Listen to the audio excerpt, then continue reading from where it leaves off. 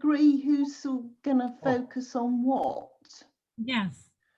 Sorry, I already started it.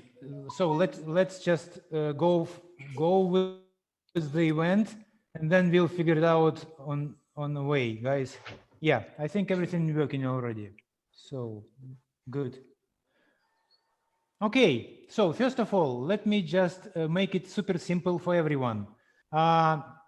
We are trying not to over-prepare ourselves. So all those talks are natural, spontaneous. We have just general topic, and we have a good intention, you know, to cover material and to give people help and our insights, because we do have a little bit of advantage. We are psychologists, we are coaches, and we are working with clients who are going through similar problems. So that the idea is for us to have a conversation between us and bring on the table our own troubles, and at the same time our insights of our kind of experience and work with our clients. So in order to make it simple, I would like you guys to introduce yourself, and let's maybe create some kind of clear, not a queue, but for example, first Jen, then Marian, then Natalia. So our first kind of point would be, could you please introduce yourself literally in a few words, so people will have kind of idea who you are, what you do. Jen. Hi, I'm Jen Morgan. I now live in France near Nyons in the southeast, olive grove country. I'm a coach.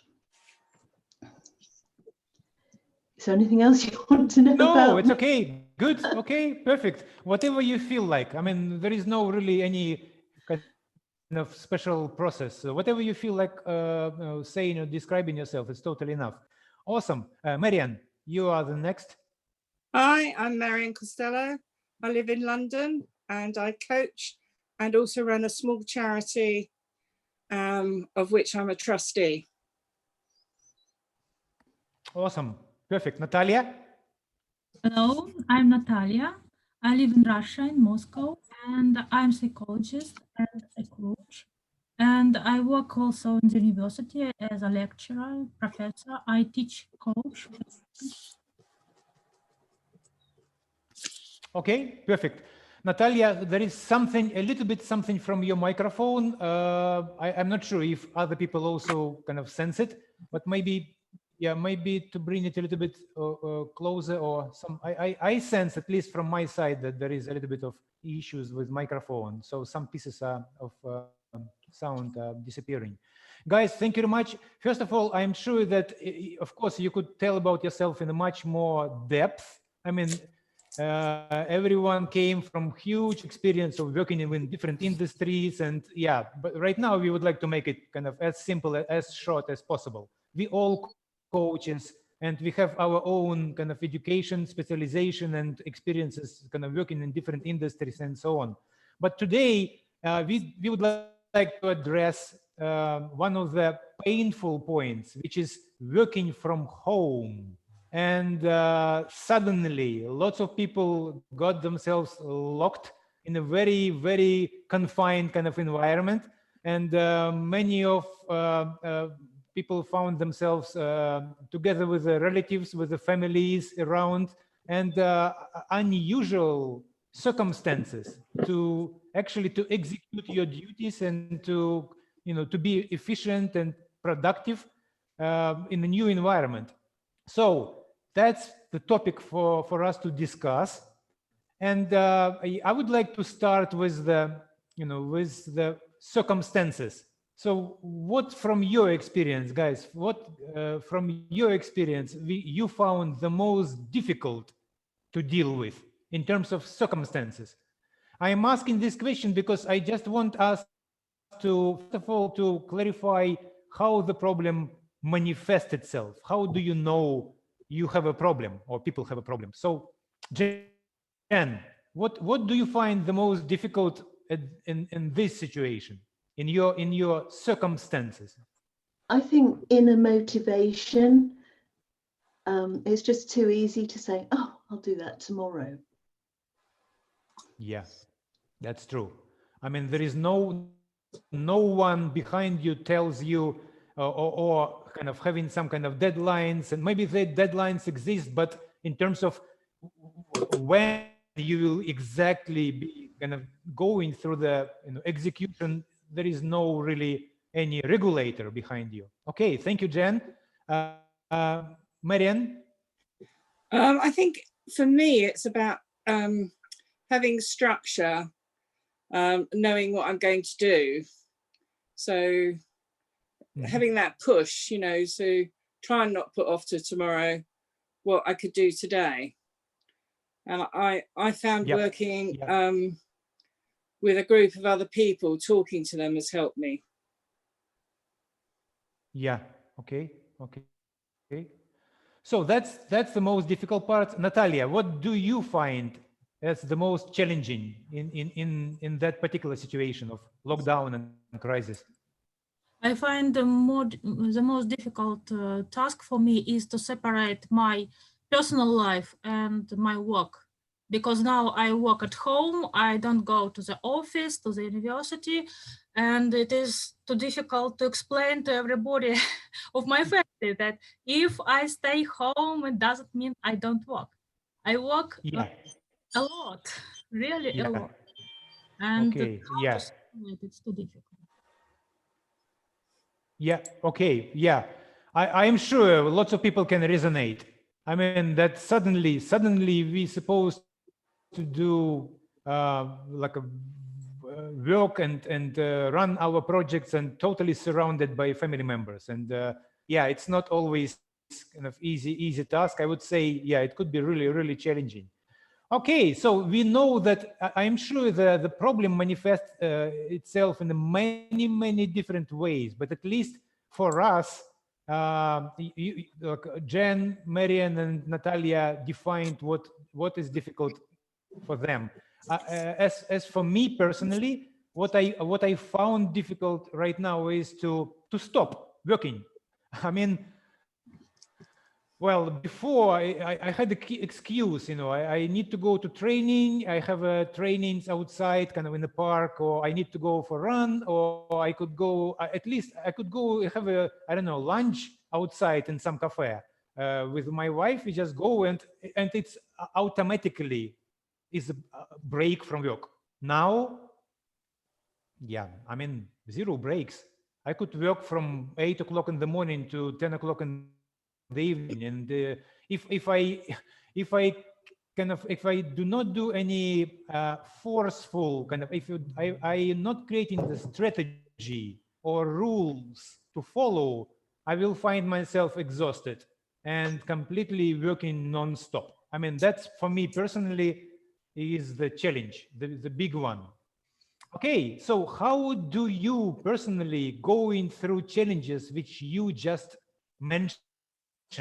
Jen, with your challenge, what kind of solution did you find, if you did?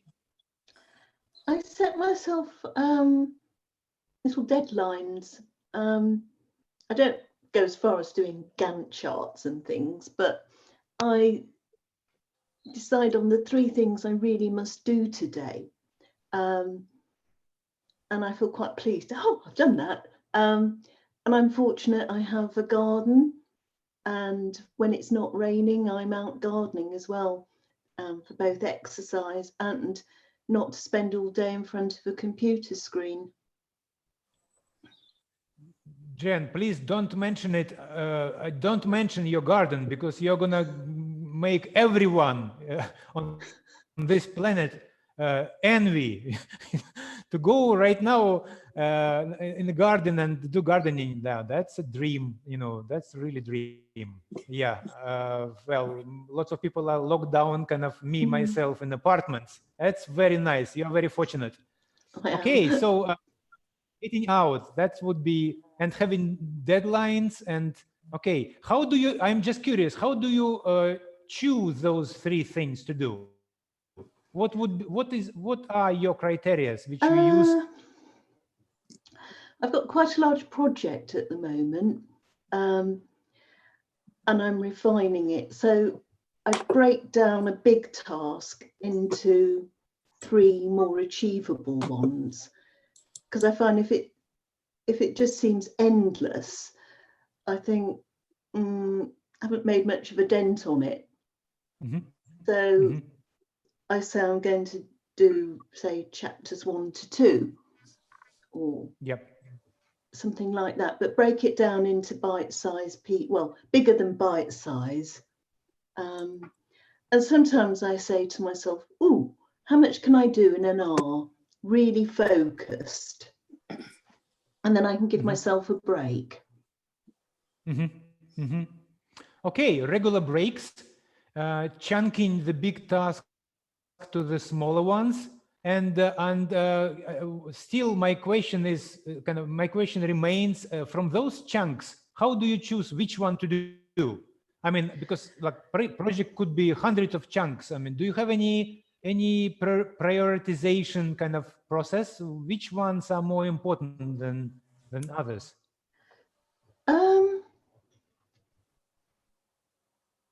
That's quite a hard one to answer. I tend to do it more intuitively, because I've got so many tasks on my big project. It is about, well, I have to do one thing before another. Yeah. Okay. Some projects are very consequential, meaning unless one thing is done, you cannot really move to the next one. Okay. Yeah. There is almost like a natural order. Depending on project. Okay. Perfect. Jen, thank you very much. And Marian, how do you deal and what kind of strategy did you find to your challenge? With one particular thing I was working on, I joined up with a group of people who were doing the same thing, and we set up a WhatsApp group, and we broke down the task into manageable chunks for each of us. So some people would be maybe working at a faster pace, but we worked at the pace that was okay for us, but we supported each other through WhatsApp messages, sometimes Zoom meetings, sometimes the telephone. And that worked. And also the fact that you did what you could do, not what everyone else was doing. You worked within your own boundaries of what was doable for you. Yeah. Okay, so actually communication and finding people around you which would support you, create some kind of accountability or some kind of streamlined process which keep you on track. And also you do what you can in your circumstances. So as a result, it become kind of very clear direction, but still have some kind of flexibility inside. Is it correct if I summarize the recipe? Okay. That was correct. Yeah. Super. Yeah. Super. Natalia, how do you deal with the challenging surroundings, family around, and did you find any strategy which works? Yes. Separate my personal and work life. I try to separate space and time. So I have a special time for work. And during this time, I close the door. I say everybody not to disturb me, not to come, because now I work now. And I concentrate on my work. And space, I have a special room for my work. I organized everything. I have here what I need for my work: computer, books, papers, so a lot. And when I finish my work, I go to another room to communicate with my family members. Yes, I try to separate space, environment, time. Yes. Yeah, clear. Okay, so create actually, people find themselves in a specific circumstances. So we need to, as I understood Natalia correctly, and Natalia, feel free to comment on what I will be summarizing. So to create a special time and special space in that new structure. if you do have possibility to have your own room, well, do that. If you have a possibility to close the door, please close it. If you have a possibility to explain to your family members that, you know, there are times when, you know, they are not supposed to get in. I don't know. Or maybe you could use even some kind of, you know, then when the shop is closed, they say that closed, you know, or don't disturb, or yeah, some kind of very clear boundaries, because we need to understand that people, how to say it, used to have a different rules. You know, if you're at home, they, you know, they are always free to address you and load you with their own stuff. But now we need to create new rules. And as I understood, yeah, Natalia recommends to not to hesitate, but clearly define new rules and communicate with your family members about that. Space and time. Okay, awesome. Natalia, is it more or less correct what I just... Yes, exactly. And I can add about Outlook. I change my Outlook for work. For example, clothes, makeup, yes. And when I finish, I go to another room. I change also my clothes for something more informal. And it helps me also to change my roles. Wow, that's really nice. I love it. I like it.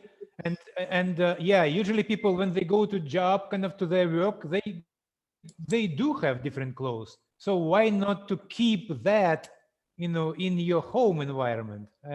Actually make perfect sense. But I wouldn't come up with that like a naturally. It's very psychological kind of type of nuanced thing.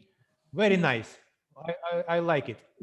And you mentioned surroundings, like to create some kind of working atmosphere. I'm sure that when you wear your special clothes, you know how some people sometimes when they go to sports they use special clothes. When you go to, I don't know, special meditation kind of exercise, you probably wear something more, you know, not so tight and more, you know, free type of clothes. I agree, clothes can help, but I'm just curious about the room you are working in, that kind of surroundings. Do you work? Have you changed anything there in order to, you know, something which would help you to focus and keep productive? Jen, what about you? Yes, I painted the wall I face a very calm grey colour, because white was just uninspiring, and brown window pane, yuck. I also have what I call a smile corner. It's actually a notice board where I put cards that make me smile, or postcards from art galleries, and I can just look at that when I want a moment of inspiration. I've got a super big plant and nice lighting. Nice. And okay. I actually make an effort to keep my desk uncluttered and clean, so it's a nice calm environment.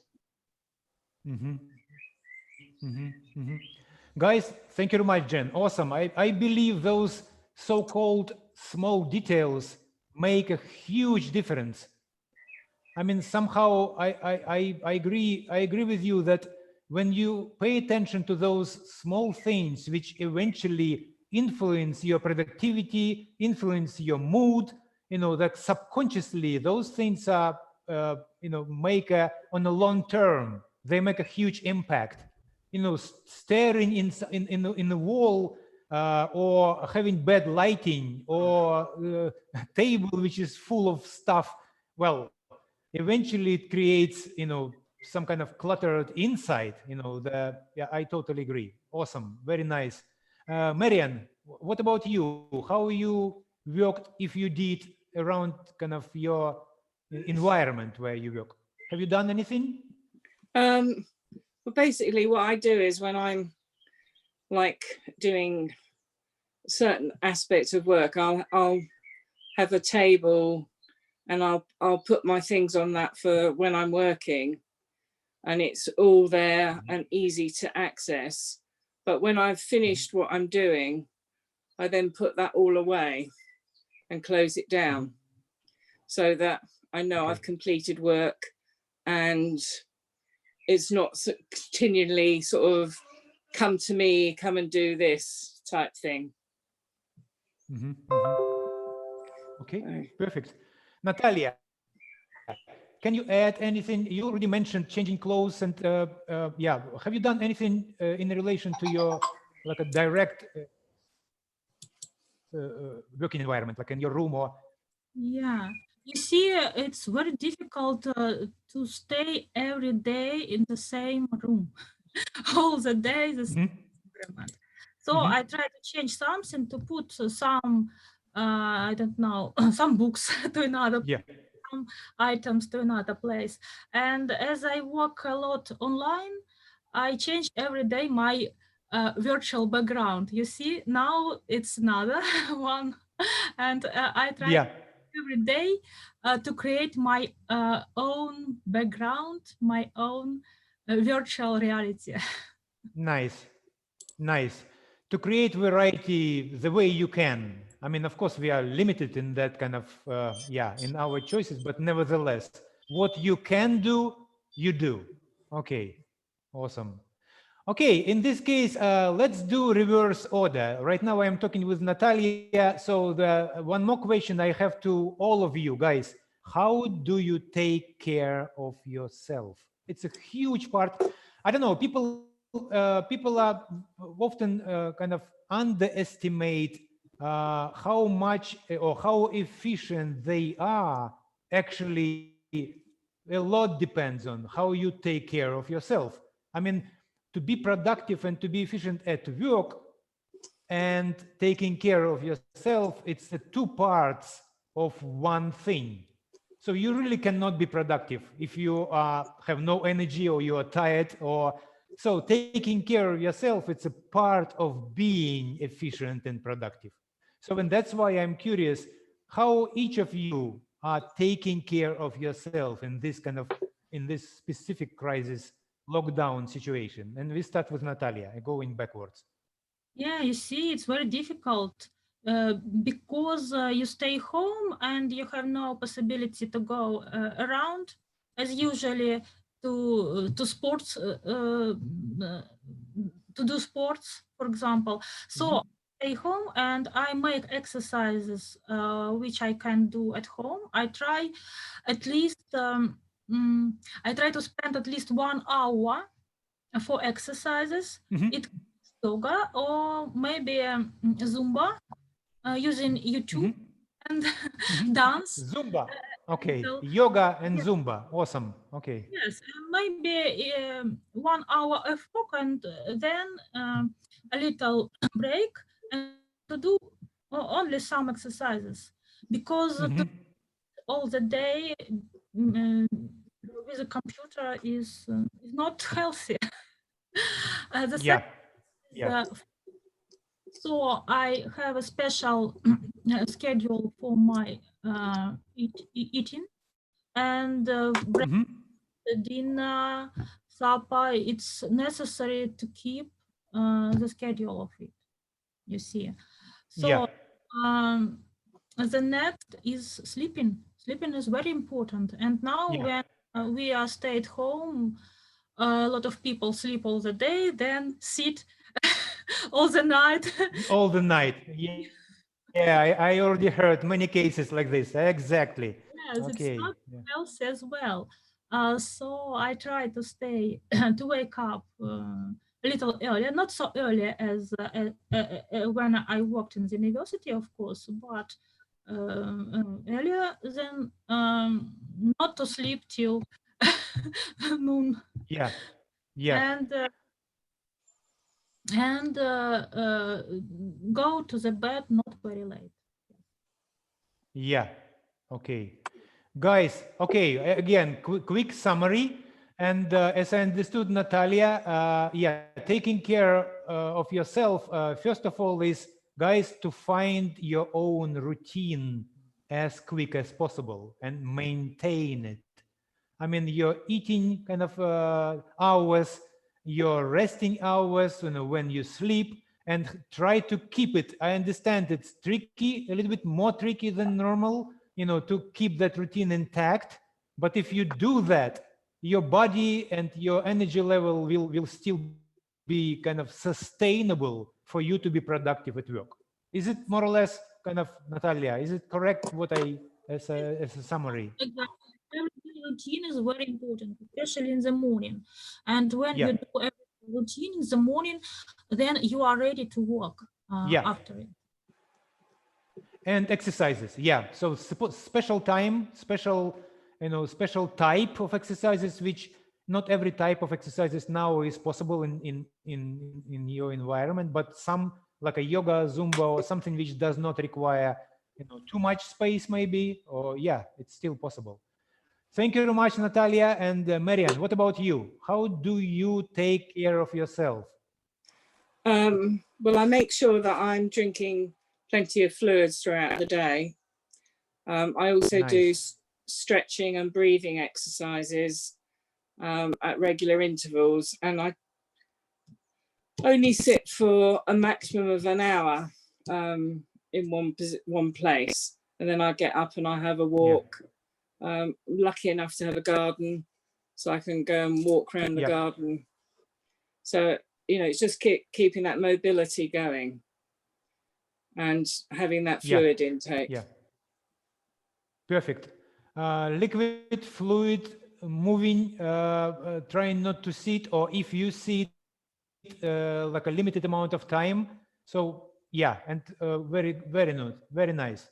Perfect. Thank you very much, Marian. Jen, what about you? What is your taking care of yourself kind of rules and routine? I listen to a short guided meditation when I wake up, quite often when I go to bed. I do yoga. I've had an app for years, and I'm really pleased. The place I used to go to has started streaming classes online, so that's good. I do other types of exercise. Again, apps on my phone. I relax. Not so much book reading, because once I get into a book, I don't like to stop. But I have a virtual apéro with friends. And giving myself little breaks and running up and down stairs. As simple as that. As well as gardening. Nice. And eating healthily. Okay, guys, perfect, very much. Thank you very much, guys. I mean, we touched, I believe, lots of points, and I hope our people who watch this session will find it kind of useful and find some good stuff, to take it out of that. And last words, what would you like to say as your kind of last, I don't know, message to people who right now find themselves really struggle, to work from home and, found some challenges. So what would you say? We start with Jen. I think be kind to yourself. Recognize it's a difficult situation. So if you don't manage to achieve what you've set out to do, don't beat yourself up about it. Deep breaths and just think, okay, tomorrow's a new day. New day, new opportunities to make things better. Okay, awesome. Thank you, Jen. Marian? I'd say if you can look to the positives, to be positive about certain things. We are in a certain situation, but you are benefiting from not having to travel and different things like that, and you can hopefully build relationships with your own family and friends because you have a little bit more time if you structure your day around that. So I think it's like look at what is positive about the situation. Very nice. I like it. I actually heard that, 4 families out of 5 found this time up so far is the time when they got themselves kind of like a closer than ever, literally, not just physically, but kind of emotionally as well. Of course, it could influence, if you have probably troubles in the family, maybe those troubles will come up kind of also more sharply. I mean, I also heard that in China there are, divorces kind of all over the place dear. after lockdown. But I mean, some people are getting kind of better, or some people are getting worse. But anyway, that situation is revealing, the issues, and you find them yourself maybe closer than ever, or you will become more aware of the troubles you have, and you have a possibility to solve it. Perfect. That's to see the positivity out of that situation. I think it's awesome advice. Natalia. I would say that, we create our reality by ourselves. So we can do now what we can, anything we can. And the small joys, small steps to happiness are possible for now, for us in this situation. Yeah. So do anything you do. Yeah. Awesome. Guys, wherever you are, there are possibilities to find some joys, to find some good stuff, to focus on the advantages, and actually accumulate them and practice that ability to see, positive and small, pleasant things around you. As I understood, Natalia, that's actually amazing practice, and you could do it anywhere, anytime. And it will help you to go through the day. And as a result, I believe that lockdown situation will be not as devastating and not as damaging as, if you would not be aware of that possibility. Guys, I would like to thank you very much for finding time and for your willingness to share your advices, your insights. And yeah, looking forward to invite you for next talks, because we have lots of topics to discuss. So right now we had coach from Moscow, coach from London, and from France. So it's pleasure to have you all here.